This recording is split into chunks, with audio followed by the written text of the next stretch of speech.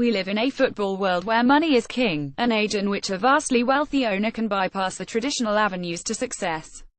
Where previously the biggest and most trophyladen clubs were those with a prestigious history, a vibrant fan culture and booming gate receipts, today they are those with the most dispensable cash. Fans have been guilty of falling into the dichotomous trappings of modern-day football between ideals and reality. With one breath, many will bemoan the state of football, claiming that the game has gone, thanks largely to exorbitant transfer fees, astronomical wages and the ever-ascending price of the match-day experience. Then with the next, these very same fans will lambaste a chairman or owner for failing to dip their hand in their pocket and match rivals for players, often for the same overinflated prices they previously declared were all that was wrong with the sport. Fortunately, there are still facets of the game that have continued to exist. The most prevalent, and one that draws the most delight from any fan base, is when a young player is given a debut and allowed to flourish within the first team. There is no other phenomenon quite like it within the sport. Consider Harry Kane and the bond he shares with Tottenham fans. Of course, his record stands up to even the most studious eye, but the connection between himself and those in the stand goes way beyond his astonishing ability to find the net. Such a robust bond is thanks to the fact he is one of their own. Would Alvaro Morata be lauded so much was he in Kane's position, with identical scoring records? No chance. Consider Harry Kane and the bond he shares with Tottenham fans. Of course, his record stands up to even the most studious eye, but the connection between himself and those in the stand goes way beyond his astonishing ability to find the net. Such a robust bond is thanks to the fact he is one of their own. Would Alvaro Morata be lauded so much were he in Kane's position, with identical scoring records? No chance. What about two of the most eulogized sides in modern history? It is inconceivable that Manchester United's treble-winning side of 1999 would be remembered in such glowing terms had so many of the squad not been derived from the class of '92. The same applies to Pep Guardiola's all-conquering Barcelona side of the late 2000s, often mentioned in the same breath as some of the finest teams ever to play. Such praise would be stilted if they had fewer graduates from the La Masia Academy. For fans there is rarely a pleasure more visceral than witnessing the ascension of one of their own, but what happens when a player's star shines too brightly, too quickly? This is the story of a young player who, for a brief moment, rose to the game's elite, only to tumble back down. Despite being a season-ticket-owning Celtic fan, Tony Watt did not make his professional debut for the club. His first taste of competitive football came when representing Airdrie United. Watt, unusually for a player in this generation, did not graduate from a prestigious academy. Instead, the bustling striker honed his craft playing with a collection of pals in streets and parks. This all changed when Airdrie boss, Jimmy Boyle, gave him his first opportunity. During a goal-laden pre-season, the 17-year-old Watt was soon attracting the gazes of some of the planet's biggest clubs. Watt's captain at Airdrie, Paul Lovering, recalls the moment he realized how special the precocious talent was. Tony came off the bench and scored twice. He chipped one into the top corner from an impossible angle. In my life I've never seen anyone else score from that angle.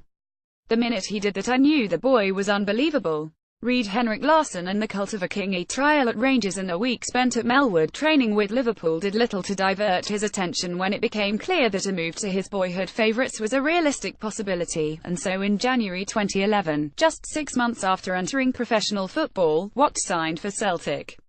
The move was reported to be worth £80,000 amid numerous performance-related add-ons that have become intrinsic to modern-day deals.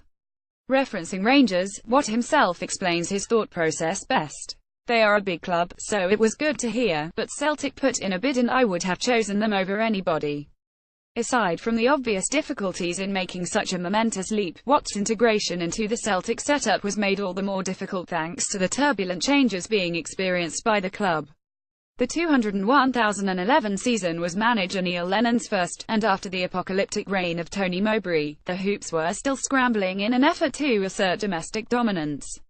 The drop in Celtic's standards was visible in their European outings where they were knocked out of both the Champions League and Europa League before a group stage ball was kicked by Braga and Heerenveen respectively. To compound Watt's woe, Celtic also boasted an impressive roster of strikers, with whom Watt would have to contend if he was to secure a starting berth. Anthony Stokes, Gary Hooper, Daryl Murphy and Georgios Samaras were all talented attackers who barred his path. The drop in Celtic's standards was visible in their European outings, where they were knocked out of both the Champions League and Europa League before a group stage ball was kicked by Braga and Heerenveen respectively. To compound Watt's woe, Celtic also boasted an impressive roster of strikers, with whom Watt would have to contend if he was to secure a starting berth. Anthony Stokes, Gary Hooper, Daryl Murphy and Georgios Samaras were all talented attackers who barred his path. The assumption was that making a move to compete in the youth and reserve teams in place of the adult rough-and-tumble life at Airdrie would stunt his development. Yet, such was Watt's talent, it wasn't long before he was impressing sufficiently in training to warrant his Scottish Premier League debut. Just over a year after joining the club, Watt was thrown into the fray. With Celtic struggling to gain a lead against a stubborn Motherwell outfit, Lennon gambled and turned to the 18-year-old. Lennon, even in his most delusional daydreams, would never have anticipated his new charge's impact. Watt, to the delight of the travelling Celtic support, opened the scoring in audacious fashion, tucking in a neat cross to the back post from Victor Wanyama with an elegant back-heeled finish. Just 3 minutes later, he contrived to leave yet more jaws close to the floor, when he sent a low-driven shot beyond Darren Randolph. Naturally, there was an immense buzz around the youngster. Assistant manager, and Celtic playing legend in his own right, Johan Mjällby was quick to praise him. "We need strikers who are very hungry for goals, so we're delighted for Tony today." To temper optimism, though, Watt was deployed on just 2 further occasions that season. If the 201,112 season was when Watt announced himself to the nation, then 201,213 would be when he announced himself to the world. His first start came in the 3rd match of the season, an away fixture against the notoriously tricky Inverness, Celtic's bogey team. Watt again secured headlines with another brace. While the second was a routine striker's finish, the first was something special. Dropping deep, Watt secured possession before turning sharply, nutmegging his marker with a deft outside of the boot touch. The bustling team then drove the remaining 30 yards to goal before clipping a finish past the helpless goalkeeper. St Mirren were next to face Watt's wrath, a late header adding to the striker's burgeoning repertoire. Another fine individual effort was provided against Dundee United a few weeks later. Watt was fast earning a reputation as a young striker capable of it all: quick, powerful, intelligent, skillful and above all brave, but the best was yet to come. Read Neil Lennon and the Art of Survival. After Rangers' financial meltdown and subsequent demotion to the lower tiers, Celtic were given a free run to the title, allowing the Glasgow Giants to devote more time and energy to their European escapades, a theatre that had provided scant enjoyment in the previous 5 or 6 years. It was on this stage that Tony Watt provided his most memorable moment. On the 7th of November 2013, a day that will live in infamy for every Celtic fan, the Hoops played host to Barcelona. As expected, Celtic played the part of the plucky underdog against the amassed attacking talents of Messi, Iniesta, Xavi, Pedro and Sanchez. Fortunately, football has a habit of surprising. Lennon's men were imperious that night. Goalkeeper Fraser Forster provided a seemingly unending string of saves that would prompt the Catalan media to dub him the Wall. The back four of Lustig, Matthews, Ambrose and Wilson played with a blend of bravery and intelligence, furiously blocking all of Barcelona's avenues to goal. Celtic's midfield, deprived of the ball for huge stretches, worked and worked, shuttling across the field in a tireless phalanx. Such rigid work was rewarded in the 21st minute when Wanyama rose above a flailing Jordi Alba to power a header beyond Victor Valde. Celtic maintained the lead well into the second half, but to the millions watching, it seemed only a matter of time before Barcelona's relentless pressure would prove too intense. Lennon, acutely aware of this, sent on his unflappable teenage sensation to alleviate some of this pressure, and provide his side with an attainable outball. Watt fulfilled his role, and then some. In the 82nd minute, he provided a moment that will be forever etched into the minds of every Celtic fan. A long ball from Forster was misjudged by Xavi, who inadvertently deflected it into the path of Watt. The youngster burst onto the loose ball with an electrifying turn of pace, taking it under control with a measured touch. With the goal at his mercy, and the weight of the moment pressing heavily on his shoulders, Watt belied the gravity of the situation to slam the ball beyond Valde. The stadium erupted, 60,000 green and white-clad fans delirious with joy. Watt, fully embroiled in the situation, wheeled away to his adoring fans, grasping and shaking his shirt with barely contained elation. The image quickly became one of the most iconic in the club's illustrious history, certainly the most indelible of the decade. The world now knew the name of Tony Watt and the potential he held. The future of his career formulated in the minds of football fans in an instant: continue to score bags of goals for Celtic, win trophies and earn a lucrative move to one of the game's modern giants. This vision of the future, sadly, would never materialize. The 201,314 season proved to be the beginning of the end for Watt.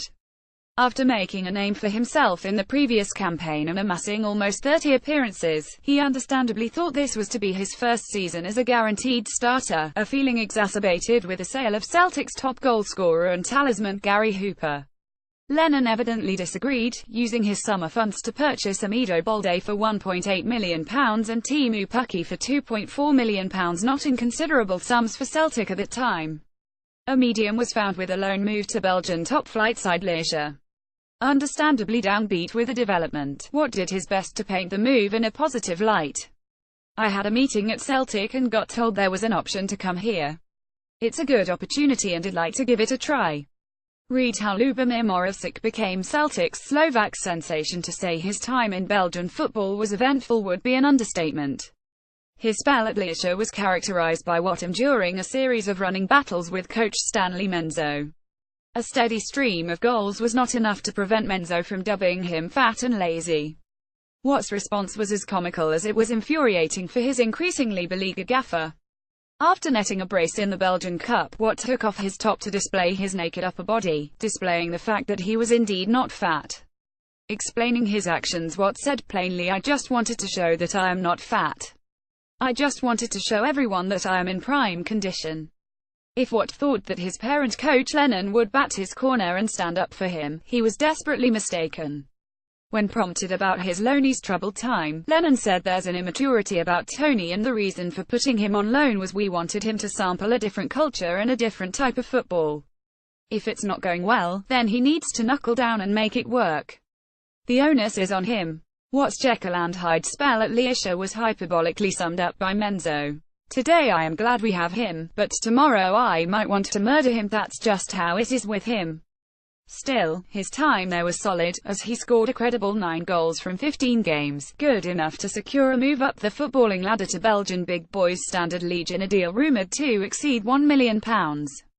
It was hoped that Watt could lay his roots and establish a strong base for his career to blossom. Sadly, the move was the beginning of a nomadic period that continues to this day. His failed period in Liège yielded just 3 goals, forcing the club's owner, Roland Duchatelet, to transfer him to his other plaything, Charlton Athletic. Charlton, Cardiff, Blackburn and Hearts all took a gamble on Watt, only to be left ejected.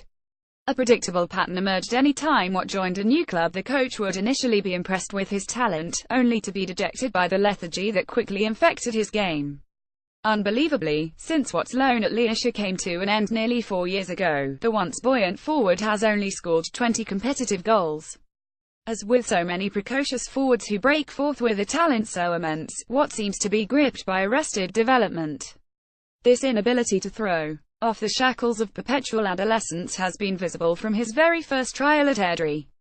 When asked to attend the game in smart but casual attire, Watt had his own interpretation of the instruction. Ex-skipper Lovering takes up the tale. In football terms, the boys knew that meant club tracksuits. All the lads arrived in their tracky bottoms and polo shirts. Tony appeared in a pair of Bermuda shorts, a t-shirt and a rucksack. Watt can now be found plying his trade in the Belgian 2nd Division for Leuven, where he has become a vocal presence on Twitter with his movie review site What to Watch. In case you were wondering, his reviews are shallow yet oddly enjoyable. Watt has carved a life for himself that is the envy of most of the world, one that should be sniffed at, yet a career that is a million miles from the vision many Celtic fans held after he captured the hearts and minds of so many that night against Barcelona. While he is still at the age of just 23, it regrettably looks as though he will require a miracle to fulfill the promise he once displayed. After the maelstrom of attention his Champions League goal garnered him, Watt's coach Neil Lennon said to his impressionable gem, "Don't let this become all you are remembered for." Sadly, for Watt, Lennon's words proved to be more precognitive than anyone could have imagined. By Ben Delaney.